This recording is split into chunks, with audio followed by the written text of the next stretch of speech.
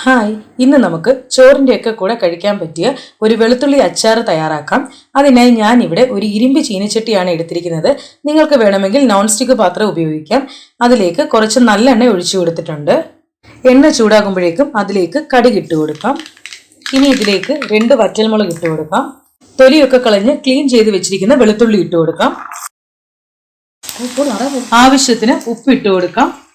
ഒരു ചെറിയ സ്പൂൺ കായപ്പൊടി ഇട്ട് കൊടുക്കാം. ഇനി ഇത് നന്നായിട്ട് അങ്ങ് വഴറ്റിയെടുക്കാം.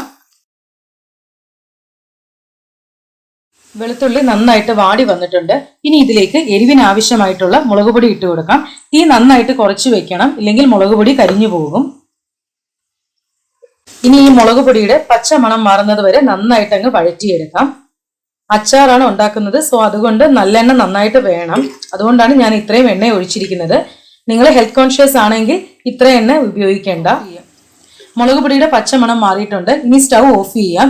ഇത് നന്നായിട്ട് തണുത്തതിന് ശേഷം നമുക്കിതിലേക്ക് ഒരു നാരങ്ങയുടെ നീര് ഒഴിച്ചു കൊടുക്കാം.